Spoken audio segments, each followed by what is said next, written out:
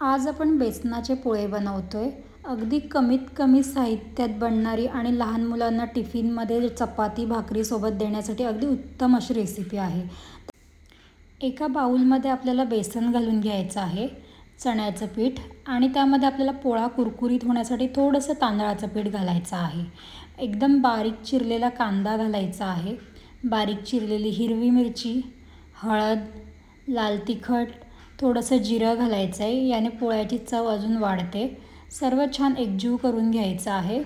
त्यानंतर आपण यामध्ये आवश्यकतेनुसार पाणी घालायचं आहे आणि बॅटर छान एकजीव करून घ्यायचं आहे।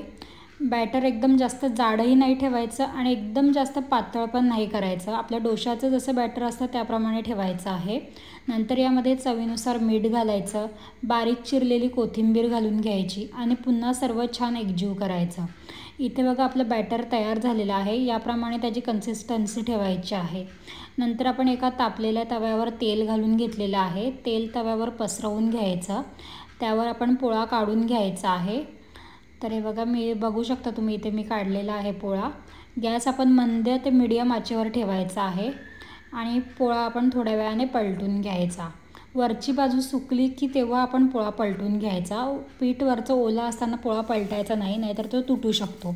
नंतर आपण कडेने तेल सोडायचं आहे आणि छान खमंग असा होईपर्यंत पोळा भाजून घ्यायचा आहे।